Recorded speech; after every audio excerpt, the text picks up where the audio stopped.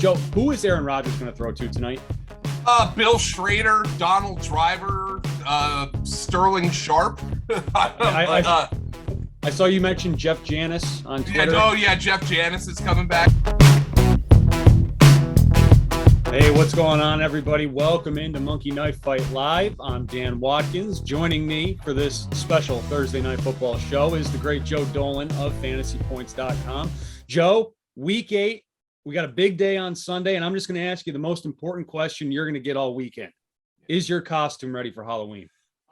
So unfortunately, my costume for Halloween is going to be whatever I wear while I'm watching football on Sunday, because I'm on air. I'm in here. I'm currently on my iMac. You can see I've got one TV that you can see when you can't. I've got another one. So I have all kinds of games going on. That's going to be my costume for Halloween this year. I will be a football watcher. All right. And do you have a top 5 Halloween candy? What are you snacking on Sunday? What's the choice here for you? So I actually don't really have much of a sweet tooth, but I do have a pretty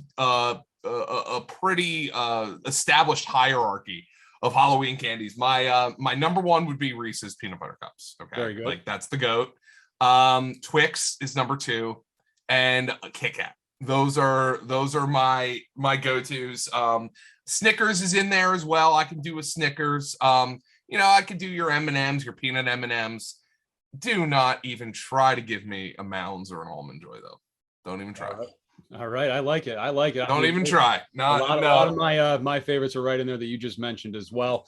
I do just want to tease a little bit. If you do like the candy discussion here in the college football world, a major college football coach just went off this past weekend on Halloween candy, and we're going to break that all down on our college football show this week. So make sure you subscribe to Monkey Knife Fight and check that out as well. So it's Thursday night. We finally have a just fantastic matchup of Thursday night football between the Packers and the Cardinals. Normally I would start off by saying there is no TNF slander on this show, but there's no reason to slander TNF this week other than the fact that Davante Adams, it appears like he's not going to be there. So, Joe, who is Aaron Rodgers going to throw to tonight? Bill Schrader, Donald Driver, Sterling Sharp. I saw you mention Jeff Janis on Twitter. Jeff Janis is coming back, but I think it looks like Marquez Valdes-Scantling is going to have the ability to play. But I also wonder, I just have a hunch, just knowing Aaron Rodgers, did he pull Randall Cobb aside this week and just say, Randall, let's make it like the old days, and I'm going to give you 15 targets this week. I know where you're going to end up, and we just got to move the chains. We have, we're obviously underdogs here, but there's no JJ Watt, unfortunately, which is just horrible. I mean, I'm that's unfortunate for JJ Watt, but I wonder if that's going to be the case. Randall Cobb and some Marquez Valdes-Scantling mixed in, and let's just try to get out of here with a win, run the football, dump it off to Aaron Jones. Maybe kind of an old school game here for Aaron Rodgers. So no Davante Adams, no Allen Lazard. So Aaron Rodgers' passing total for Monkey Knife Fight tonight is 260.5. That's a number he's thrown for more than 260 yards just 3 times this season, and that includes finishing with 261 once over the course of this year. Over half of Rodgers' 1,700 passing yards have gone to Adams and Lazard. And on top of all that, Arizona, they rank 3rd in the NFL when it comes to pass defense, allowing just 201 yards per game. So, Joe, how can he get to this number tonight? Or can he at all? Well, I will say this. If Marquez Valdes-Scantling plays and makes one of his signature big plays, then that puts Aaron Rodgers well on the way to going more than this total. But you mentioned the Cardinals passing defense. They're giving up the 4th fewest fantasy points to the position as well. So with Marquez Valdes-Scantling coming off the IR, if he plays tonight, I'm sure he's going to work out, and then they're going to see. With Adams, and by the way, Rodgers played really well without Adams last year. Let's just throw that out there. 610 yards and 7 touchdowns in 2 games without Davante Adams last year. But again, no Lazard, and this is short notice. You don't really have the time to prep for this. I think I'm going to go with the less here, given all the circumstances, and I think it could end up being a dink and dunk. Aaron Jones kind of game here for the Green Bay Packers. I like the less there as well. Is there a number, like say by kickoff, this drops to 245? Would that tempt you at all to go more? Yeah, that would tempt me to go with more, but 260 is just a little juicy for me. All right. And then on the other side, you got Kyler Murray, one of the MVP frontrunners this season, the Arizona Cardinals, undefeated 7-0. My first question for you is, are you buying in on the Cardinals this year? Yes, I am. I think they're very good. The JJ Watt injury, not that, he was playing defensive player of the year, JJ Watt levels, but his combination with Chandler Jones and Simmons and that defense really was starting to play at a super high level. And because of their cornerback position, which by the way hasn't been as bad as I thought it was going to be. I thought they had an awful cornerback situation. We just talked about how good their pass defense has been. But the pass rush, I think, is a huge help to that. And the loss of JJ Watt is just devastating. I feel awful for him. Obviously finally competing for a Super Bowl. I think he's got an opportunity, if at all, he's got an opportunity to get back this year. I think he's going to take it. But I think the offense is what's going to make this thing tick. They brought in Zach Ertz, who, just in those funny ways things work. Zach Ertz, who had a borderline Hall of Fame first 9 years of his career in Philadelphia, he never made a catch longer than what he made in his debut with Arizona. It's so weird how those things work. But I think the offense is going to be able to score some points. Green Bay's secondary is decimated. I'm a believer in Kyler Murray. I thought he looked really good last week. I think Kyler Murray is going to go more than this 270.5 here. Though keep in mind, DeAndre Hopkins didn't practice all week. He's dinged up with the hamstring injury. He's questionable in this game. Now, that's a guy who plays hurt, but hamstrings are very finicky. So maybe a little bit of a tentative more on the Kyler Murray there. Yep. So Murray, he's gone over that 270 mark 3 times this season, but those were the first 3 weeks of the year. He's fallen back down the passing totals the past 4 weeks here. And does DeAndre Hopkins, does that impact your more or less? If he's ruled out tonight, are you going less with Murray? Yeah, but I also anticipate that if he's ruled out, or if there's a buzz throughout the day that he's going to be ruled out, this number is going to tick down, and then it makes it more appealing to go with the more. You still have Ertz and Rondale Moore and Christian Kirk and AJ Green. One of our guys at Fantasy Points really likes Christian Kirk this week based on his matchup with Shondon Sullivan. So I like the more here for Kyler Murray as it stands right now. All right. And let's talk about DeAndre Hopkins if he does play tonight. 70.5 receiving yards for Hopkins. He's finding the end zone no problem with the Cardinals this year. 7 touchdowns in 7 games. But those big nuke games where he's just, going off for 150, not quite there yet. Do you think tonight's the night if he plays? No. Just the injury. The injury is too risky for me. I'm going to say less for DeAndre Hopkins. All right. And then we go to the other side. You got Aaron Jones, 67.5 rushing yards. No Devontae Adams. That just seems like, oh, okay, here comes Aaron Jones, right? So he's gone over 67 yards in 3 of 7 games. And he had another game in there as well where he finished with 67 yards. Feels right on the nose, yeah. Yeah, it feels like this is just setting up too perfectly for a big night for Aaron Jones, like he did in prime time against the Lions back in week 2 when he had 4 touchdowns.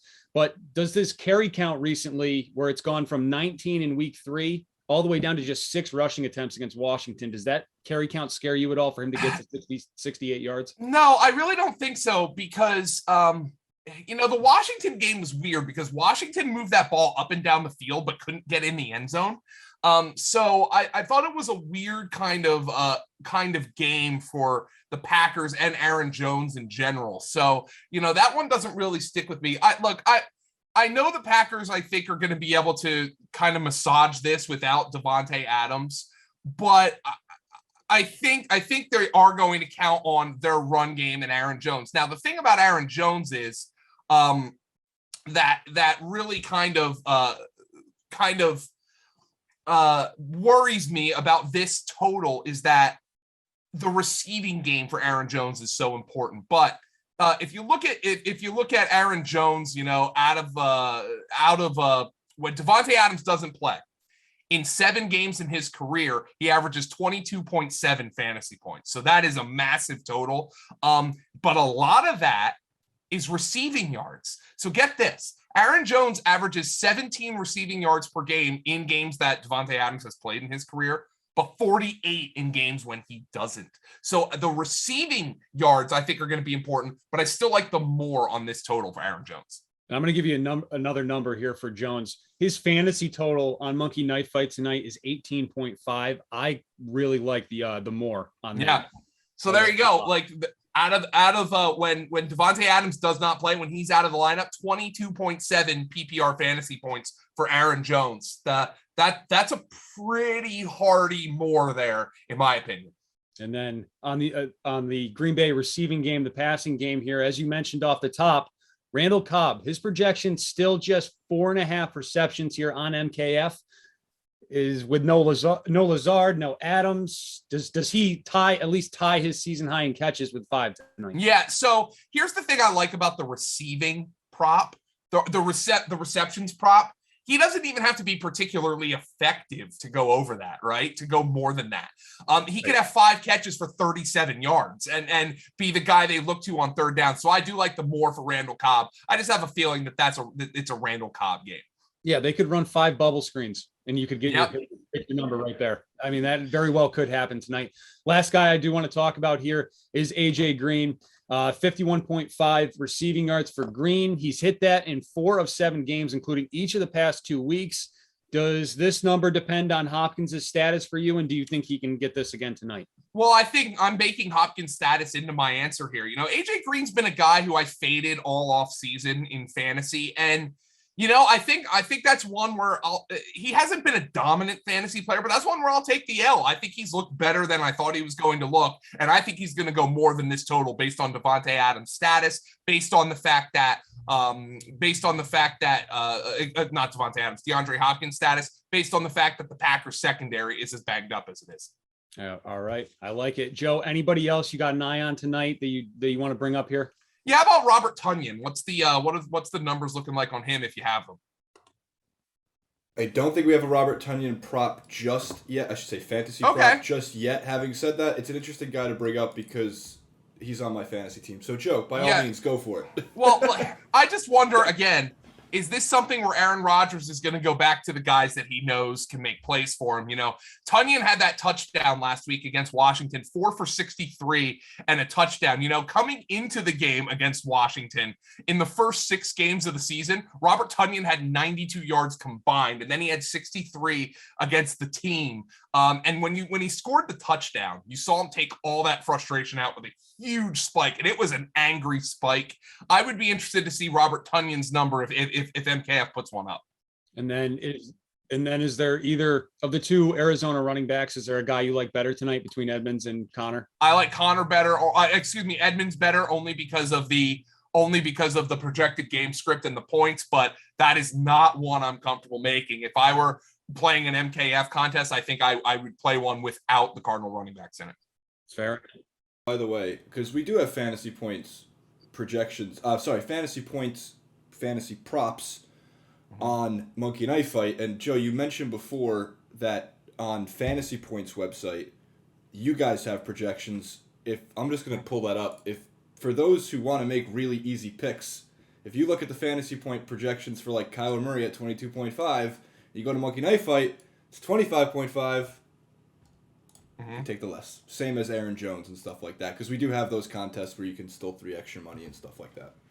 So, which I love. I love those contests, and yeah, the Fantasy Points kind of allow contests allow you to combine it all. Well, I think Aaron Rodgers is going to throw a couple touchdowns, but I don't know how many yards he's going to have. Well, the Fantasy Points contest allow you to do that. Yeah, Kyler Murray. The one reason we've been kind of going less on Kyler Murray, and maybe our projection number is a little bit less than that, is because he hasn't been running a whole lot. And I think that was a big part of why he was so good for fantasy for a while.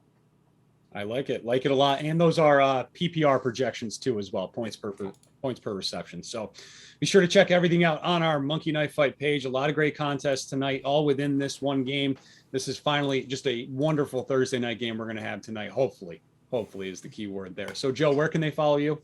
You can follow me on Twitter at FG_Dolan. Go to fantasypoints.com, subscribe there, and you can read all my stuff, get all our media stuff. But thanks, guys. Excellent. And you can follow me at Dan Watkins Radio. Don't forget to hit subscribe to our YouTube channel. We got a bunch of great stuff coming out this weekend. NBA contests are back too. Our wonderful NBA show is fully up and running. So check that out along with our college football show and other NFL shows. Thanks, guys, and enjoy Thursday Night Football.